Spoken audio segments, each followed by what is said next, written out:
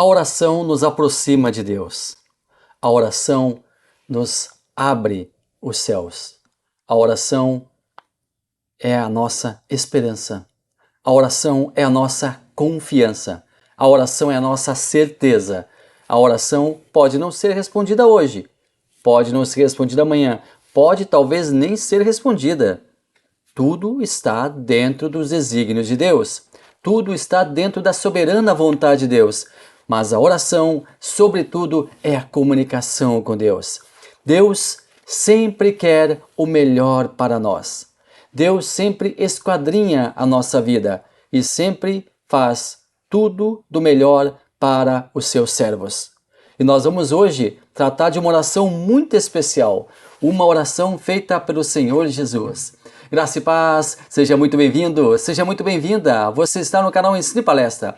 Meu nome é Alex Paulo e o objetivo do nosso canal é transmitir o conhecimento sistemático da Palavra de Deus. Aqui no Ensino e Palestra nós trabalhamos com a nossa revista Lições Bíblicas, o guia de estudos publicado pela CPAD, a Casa Publicadora das Assembleias de Deus. Nós estamos no segundo trimestre de 2025 e já estamos indo para a lição número 11. Isto mesmo, lição número 11, que vai falar sobre a intercessão de Jesus pelos discípulos. Nós estamos sendo acompanhados e muito bem acompanhados, diga-se de passagem, pelo nosso querido mestre, pastor Helenay Cabral. Pastor Helenay Cabral, eu gosto de dizer, é o nosso Gamaliel, é o Gamaliel dos nossos dias. Ele está nos conduzindo pelo Evangelho de João, o livro de João, o Evangelho de João, o Evangelho de Jesus Cristo, segundo escreveu João, é o tema do nosso segundo trimestre de 2025.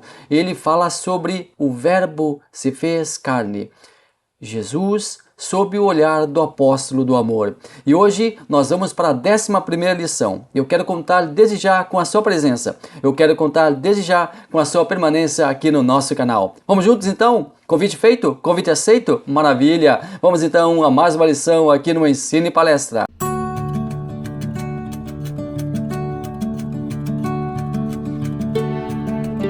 A lição de hoje é a número 11. A intercessão de Jesus pelos discípulos. O nosso texto áureo: e a vida eterna é esta, que conheçam a Ti, por único Deus, verdadeiro, e a Jesus Cristo, a quem enviaste. Está lá no Evangelho de Jesus Cristo, segundo escreveu João, capítulo 17, versículo 3.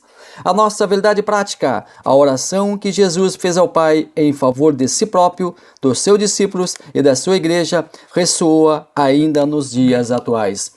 A nossa leitura bíblica em classe está no Evangelho de João, capítulo 17, é lá que vai centralizar a leitura de hoje, vai do versículo 1 ao 3, depois dos versículos 11 ao 17. Jesus falou essas coisas e, levantando os olhos ao céu, disse: Pai, é chegada a hora.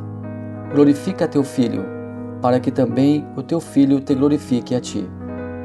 Assim como lhe deste poder sobre toda a carne, para que dê a vida eterna a todos quantos lhe deste. E a vida eterna é esta, que conheçam a Ti, só por único Deus verdadeiro, e a Jesus Cristo, a quem enviaste. E eu já não estou mais no mundo, mas eles estão no mundo. Eu vou para Ti, Pai Santo, guarda em Teu nome aqueles que me deste, para que sejam um, assim como nós. Estando eu com eles no mundo, guardei-os em Teu nome. Tenho guardado aqueles que Tu me deste, e nenhum deles se perdeu, senão o filho da perdição, para que a Escritura se cumprisse. Mas agora vou para Ti, e digo isto no mundo, para que tenham a minha alegria completa em si mesmos. Dê-lhes a Tua palavra, e o mundo os odiou, porque não são do mundo, assim como eu não sou do mundo. Não peço que os tires do mundo, mas que os livres do mal. Não são do mundo, como eu do mundo não sou. Santifica-os na verdade. A Tua palavra é a verdade. Nosso primeiro tópico já está chegando, a oração de Jesus e a sua glorificação. Ele embarca 3 subtópicos: a oração de Jesus pela sua glorificação, a mesma glória com o Pai. A oração de Jesus. Jesus estava no céu, partilhava da glória do Pai. Pai, Filho e Espírito Santo, a Santíssima Trindade na glória eterna, na majestade celeste. Compartilhavam a glória entre si, uma atmosfera perfeita e imaculada. Por conta de sua missão em salvar a humanidade, o Filho desce à Terra. Como Deus que sempre foi, sempre Deus, sempre eterno. Não nasceu, não foi criado, simplesmente sempre existiu. Desceu como Deus e, através de seu nascimento virginal, também assumiu a condição de homem. Um homem diferente, pois não nasceu sob a tutela do pecado original, como todos nós nascemos, mas um homem à nossa semelhança. Passou fome, passou frio, passou calor, enfim, todas as precariedades de uma pessoa, todas as precariedades de um ser humano. Porém, diferente de nós, nunca pecou. Conservou-se fiel aos desígnios do Pai. Quando Jesus esteve aqui na Terra, ele continuou a conviver com o Pai. Não da mesma forma, mas ele precisava comunicar-se com o Pai. E a forma com a qual ele continuava a sua comunicação foi através da oração. A oração é comunicação. Em muitas ocasiões, Jesus afastou-se das multidões e foi orar em secreto. Em algumas ocasiões, ele levou consigo alguns discípulos, porque queria compartilhar com eles um momento muito especial, um momento em que se encontraria novamente com o Pai. Se encontraria através do elo da oração. O encontro entre Deus Pai e Deus Filho se dava com o Pai na sua glória, sempre atento ao que acontecia na terra, e o Filho, que aqui estava em sua sublime missão. O Pai na glória, o Filho na prova. O elo que encurtava uma distância inatingível era a oração. Jesus, quando levava seus discípulos para o momento de oração, os deixava em um determinado lugar e depois ele ia sozinho para encontrar-se com o Pai em um outro lugar reservado. Depois ele voltava para falar novamente, para conversar novamente com seus discípulos. E para sua tristeza, na maioria das vezes, os encontrava dormindo. Não estavam atentos, não estavam apercebidos, não estavam vigiando. Certamente, o pai e o filho, eles tinham uma comunicação muito franca. Trocavam informações acerca de tudo o que acontecia e também o que estava para acontecer. Era um diálogo. Embora não relatado na Bíblia, eu penso que possa realmente ter sido assim. Essa é a minha percepção. Nós estudaremos a partir deste ponto uma das mais lindas orações do Senhor Jesus, a chamada oração sacerdotal. Trata-se simplesmente da oração mais elevada do Senhor Jesus. Alguns comentaristas sustentam que essa foi a maior de todas as orações feitas por Jesus.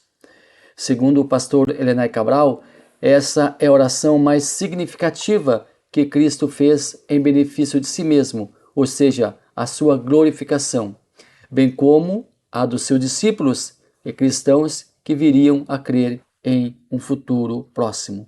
Jesus Cristo orou por si mesmo, Jesus Cristo orou pela sua glorificação, Jesus Cristo orou pelos seus discípulos e mais, Jesus Cristo orou por aqueles que ainda viriam a crer no seu nome, ou seja, essa oração ela divide-se em 3 partes, em 3 momentos. O tipo de oração. Aqui nós temos a chamada oração intercessória, uma oração de intercessão. Intercessão no Novo Testamento vem do termo grego entucano, que significa apelar, pleitear, fazer intercessão, orar. Nessa oração, quem está orando pede em favor de uma outra pessoa ou de outras pessoas, mas como se estivesse pedindo para si próprio.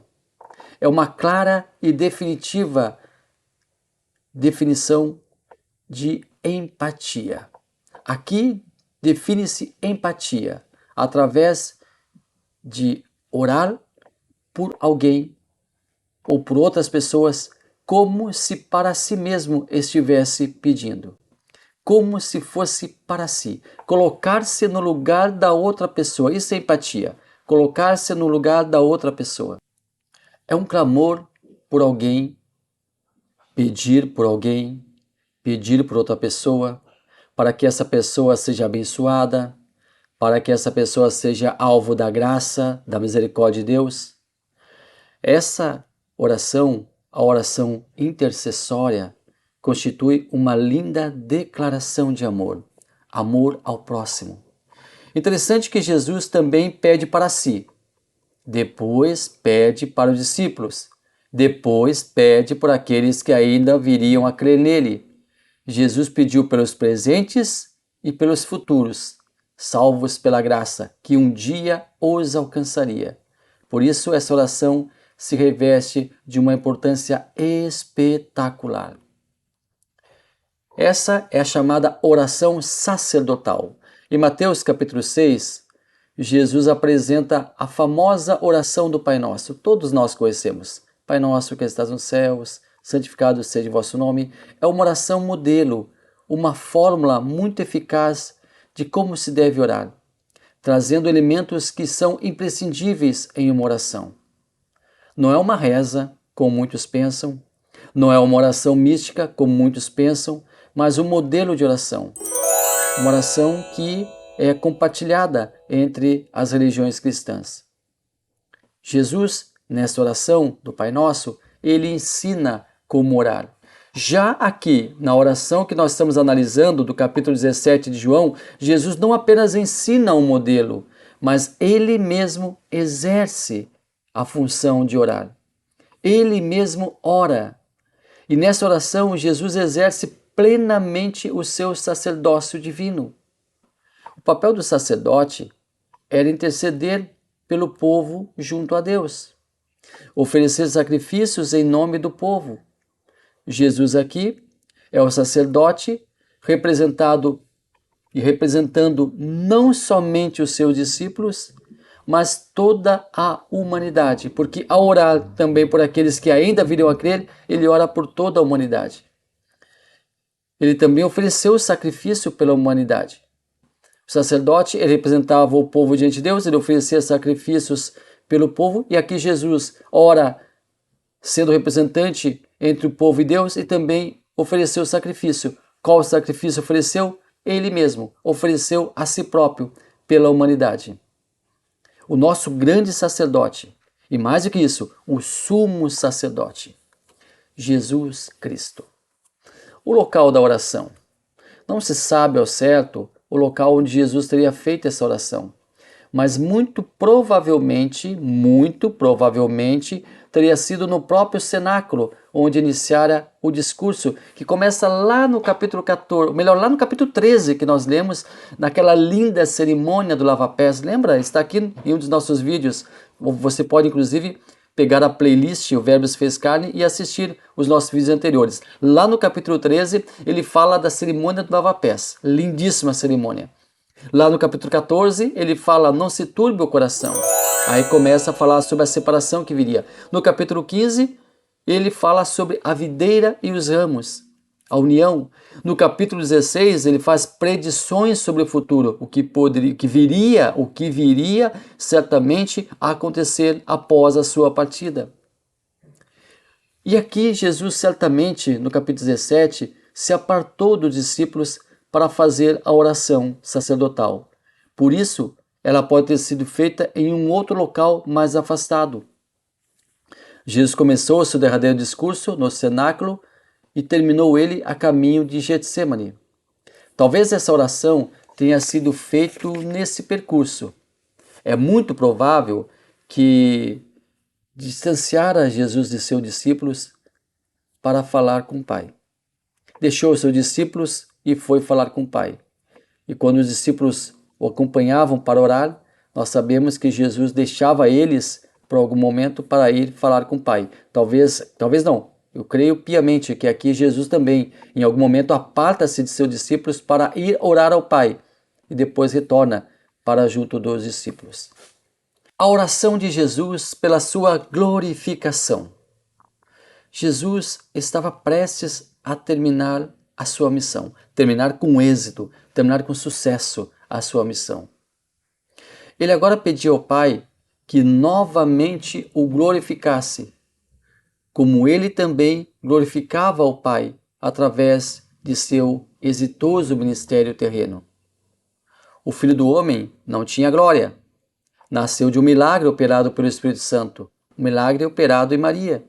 Mas o Filho de Deus teve sua glória no passado e agora a reivindicava. Queria de volta o que sempre foi sua, a sua glória. Nunca deixou de ser dele essa glória. Nunca deixou Jesus de ser Deus. Ele sempre foi Deus, mas ele abriu mão dessa glória para vir ao mundo. Abriu mão da plenitude para vir ao mundo. Mas agora ele queria essa glória, essa plenitude novamente. Jesus não estava aqui, ao contrário de que muitas pessoas pensam, sendo egoísta, sendo egocêntrico, se autopromovendo. Aliás, autopromoção nunca foi o objetivo de Jesus. Haja vista que ele sempre acreditava os milagres que operava a ação do Espírito Santo e sempre colocava o Pai acima dele. A glorificação de Jesus veio com a sua morte na cruz, juntamente com a sua vitória sobre Satanás, conciliando assim o homem a Deus. Quando Jesus ressuscitou, ele já contava com o seu corpo glorificado. Também, ali na cruz, foi a glorificação do Pai, porque houve ali a conclusão do plano salvífico da humanidade. O sentido da glorificação. O sentido de glorificar-se é deixar ser conhecido, fazer-se conhecido. Cristo era reconhecido pelo mundo, amado por uns, odiado por outros, mas era conhecido. E ele queria que o mundo também conhecesse o Pai. Queria que o mundo conhecesse o Pai na pessoa dele. Em certa ocasião, ele disse que quem conhecia o Pai também a ele conhecia. A glorificação de Cristo seria o ponto auge do seu ministério, porque uma vez glorificado, ele voltaria para a glória que sempre fora dele. Um contraste que eu vejo aqui entre Moisés e Jesus. Interessante observarmos o contraste entre Moisés e Jesus. O primeiro pediu para ver a glória de Deus. Deus passou de costas para que Moisés, pelas fendas da rocha, o visse. Jesus queria de volta a sua glória, a mesma glória com a qual ele já convivera. Não queria uma glória emprestada, não queria descortinar algo que não conhecia, queria de volta algo que era seu e algo do qual ele abriu mão por um certo período de tempo que agora estava terminando, dando lugar a um novo ciclo no cristianismo, o governo dos apóstolos. A mesma glória com o Pai. Deus não divide a sua glória com ninguém, pois é sua, exclusivamente sua. Só Deus tem e só Deus merece a glória. Somente Deus Pai, somente Deus Filho, somente Deus Espírito Santo, somente a Santíssima Trindade. Jesus queria a glória com o Pai. Ele e o Pai eram um e partilhavam da mesma glória. O Senhor Jesus foi acusado de se igualar ao Pai. Quase foi apedrejado por isso. Em várias ocasiões, ele deixou claro que ambos eram um. Assim como respeitavam o Pai, também deveriam seguir o seu Filho, pois eram da mesma unidade, da mesma substância, da mesma glória. Ambos Deus. Deus não divide a sua glória com ninguém. Deus tem a sua glória, Jesus Cristo tem a sua glória, o Espírito Santo tem a sua glória. Chegando aí o nosso segundo tópico, a oração de Jesus pelos discípulos. Primeiro, intercessão pela proteção dos discípulos. Segundo, os discípulos receberam a palavra. Terceiro, protegidos do mundo. Intercessão pela proteção dos discípulos. Jesus jamais deixaria seus discípulos desamparados. Em João 13, em João 14, isso fica muito bem evidenciado. Jesus queria que seus seguidores continuassem protegidos, continuassem resguardados, continuassem livres do mal e ainda, ao mesmo tempo, aptos para uma grande obra que logo se iniciaria. a obra da igreja. Aliás, o próximo trimestre vai falar sobre a obra da igreja, sobre o nascimento da igreja, a igreja em Jerusalém. E vai falar na primeira lição sobre Atos 2. E isso aqui é um parênteses que eu estou fazendo aqui porque vai se encaixar também na lição número 1 do próximo trimestre. Bom, Jesus apontou no capítulo 16 o que viria a acontecer. Com isso, ele não queria assustar, não queria criar pânico, mas ele queria pedir ao Pai que abençoasse os seus discípulos em sua longa jornada que ainda iriam percorrer. Agora, eles não teriam mais a proteção de Jesus, pelo menos não presencialmente, e não poderiam ficar também desamparados. Jesus relata ao Pai, na oração sacerdotal, que os havia guardado a todos, exceto, claro, o filho da perdição, o qual decidiu, por conta própria, deixar o rebanho e trair o mestre. Jesus faz uma espécie aqui de prestação de contas, afirmando que os que o Pai lhes dera foram todos guardados. Todos que ficaram sob a sua responsabilidade foram por ele protegidos. Estavam agora saindo da sua guarda, saindo de seus cuidados. Mas eles precisariam ainda serem cuidados, protegidos. E eles estavam saindo da sua guarda, saindo dos seus cuidados, mas eles precisariam de cuidado, precisariam de proteção. E Jesus pede que o Pai se encarregue desse cuidado, se encarregue dessa proteção. E assim o Pai fez. Durante toda a sua extensa missão como cuidadores, administradores da igreja, Deus esteve com cada um deles. Deus, o Divino Espírito Santo, que até hoje também está aqui cuidando da igreja. Deus sempre esteve com eles. E também o Espírito Santo, que até hoje ele veio inaugurar a igreja, inaugurou a igreja, permaneceu com os apóstolos e continua conosco ainda nos dias atuais. No início da oração sacerdotal, Jesus fala que a hora era chegada. O cheiro da morte já se aproximava. A agonia da morte já se deparava. Jesus sabia que tudo isso era preciso que acontecesse e estava pronto para passar por todos os momentos tristes e deprimentes, mas o resultado seria alegria e vitória. A dor precisava vir para logo depois a glória se manifestar. Os discípulos receberam a palavra. Foi um grande aprendizado ao lado do Mestre, ao lado do Mestre dos Mestres. Foram ensinados, foram instruídos, aprenderam o que precisavam, receberam a palavra pregada, receberam a palavra ensinada pelo Verbo que se fez carne. Protegidos do mundo, os discípulos que logo seriam apóstolos precisariam da guarda divina, do amparo do Eterno, continuariam no mundo e precisariam ser protegidos de todo esse mundo. O nosso terceiro tópico chega agora com a oração de Jesus pelos que viriam a crer. Primeiro, oração pela unidade da igreja. Segundo, o propósito da unidade. Terceiro, oração por encorajamento à unidade. Antes de continuar o vídeo, eu gostaria de convidar você que ainda não é inscrito para inscrever-se no canal, para deixar o seu like, deixar o seu comentário, para participar também dos nossos vídeos, para assistir às nossas playlists. Isso vai nos deixar muito felizes e vai fazer com que nós possamos crescer na plataforma. Aliás, deixar o like é imprescindível. Deixe o seu like porque isso é muito importante para que o vídeo também vá para outras pessoas. Oração pela unidade da igreja.